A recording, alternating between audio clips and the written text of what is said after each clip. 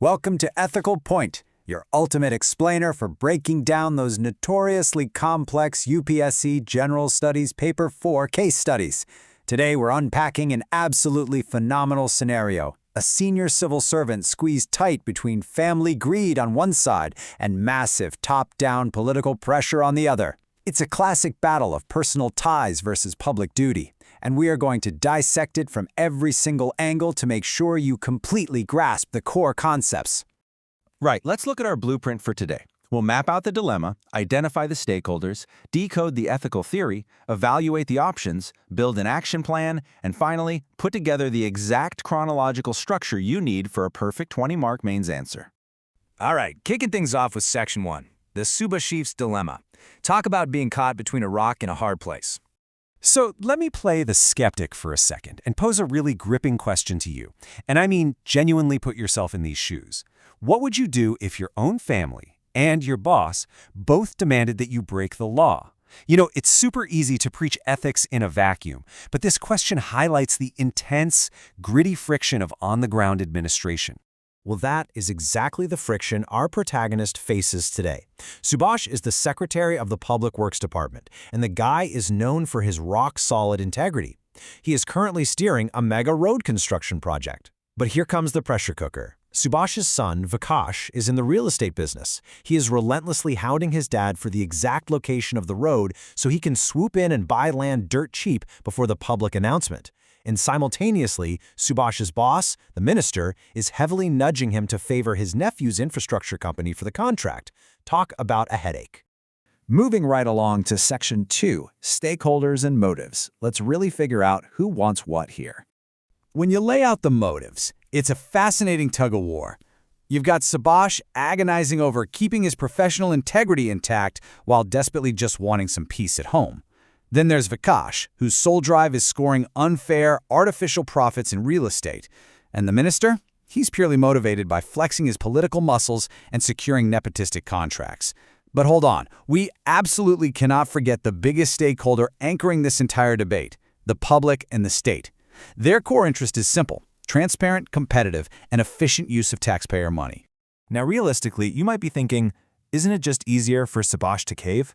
I mean, he'd save his family relationships and completely avoid a massive political backlash. Standing firm sounds a bit like professional suicide. But you have to look at the wider impact. If he caves, it leads to devastating institutional corruption, artificially inflated land costs, and a completely rigged bidding process. The temporary personal comfort of one officer can literally never outweigh the long-term devastation of public trust. Okay, Section 3, Decoding Ethical Issues. Let's strip away the jargon and break down the theory into layman's terms. We hear the phrase conflict of interest constantly in UPSC prep. But what is the actual layman's definition of this in practice? Well, it's that exact moment when a civil servant's sworn official duty to the state directly collides with a personal desire for financial gain.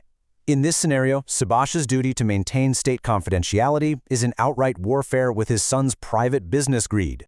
So this is basically the ultimate clash between being a good, supportive father versus being a good, law-abiding officer.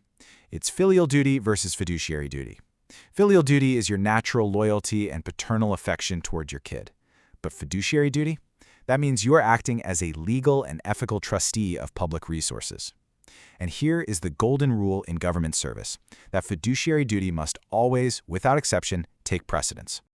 To put it into perspective, think of leaking insider information with this real-world analogy. It's like playing a high-stakes poker game where only one player is allowed to see the deck. Vikas is trying to exploit a massive information asymmetry here.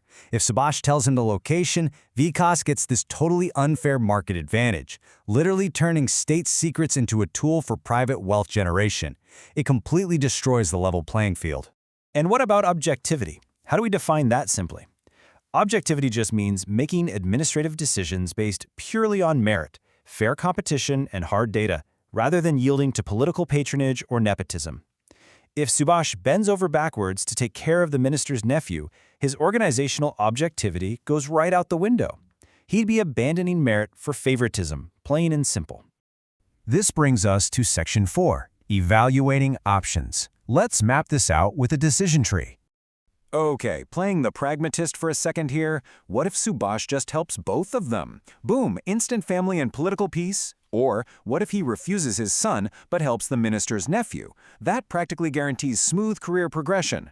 Well, actually, both of those routes are completely unethical. Helping them is a serious breach of his oath, outright corruption, and carries massive legal risks. Helping just the nephew is ethically flawed and completely violates objective decision-making. The only valid, true option is strictly following due process and refusing them both. Yes, it strains family relations and invites serious political pressure, but it's the absolute only way to uphold transparency and fairness. Now you might be asking, why doesn't Subash just hit the pause button? Why not delay the project, or even recuse himself entirely? Step away from the file, let someone else handle it. Isn't running away a perfectly valid loophole to escape this ethical friction? Absolutely not. We have to aggressively shut down the recusal option right now. If Subash washes his hands and walks away, it will be seen as an act of cowardice or sheer incompetence. More importantly, it stalls a vital public infrastructure project that citizens desperately need. Stepping away amounts to a dereliction of duty and does zero to resolve the underlying institutional corruption. An ethical leader has to face the fire, not abandon their posts the second things get hot. Let's get into Section 5, the Ethical Action Plan. How do we actually resolve this crisis? Here is the step-by-step tutorial on how to handle it chronologically. Step 1. Subash must set a firm, non-negotiable boundary with his son, explicitly citing the Official Secrets Act and the Civil Services Conduct Rules. Step 2. Institutionalize transparency to counter the minister's nudge. And Step 3. Maintain a strict arm's-length distance and meticulously document every single official decision. That protects both his own reputation and the project. Now, how exactly does he achieve Step 2? How do you institutionalize transparency against a powerful minister? The answer is e-tendering. This means taking the project's entire procurement and bidding process digital, based entirely on objective, public criteria. By using e-tendering, Subash practically removes human bias from the selection process. It is the ultimate administrative shield to block the minister's nephew from getting any unfair advantage. Finally, Section 6, UPSC Mains Answer Strategy. Let's talk about securing those 20 marks. All right, listen up, because here is your golden rule for an answer. You need to memorize this exact quote from the Second Administrative Reforms Commission. Civil servants are trustees of public interests, not instruments of private enrichment. Dropping this specific SARC guideline into your introduction or conclusion is exactly what examiners are hunting for. It instantly elevates your answer from a simple opinion to expert administrative analysis. Next, you want to evaluate Subash's final actions against the 7 Nolan principles of public life. Think about it. Integrity, that's him refusing his son's demands for profit. Objectivity, that's implementing the e-tendering. Accountability, that is him meticulously documenting his official decisions. And honesty is clearly demonstrated through his transparent, uncompromising communication with both his son and his boss.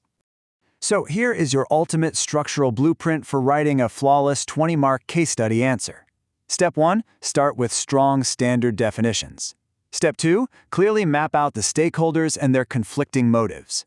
Step 3, critically evaluate the options and make sure you aggressively dismiss the cowardly way out. Finally, conclude by choosing the absolute most appropriate action and back it up with SARC guidelines and constitutional morality.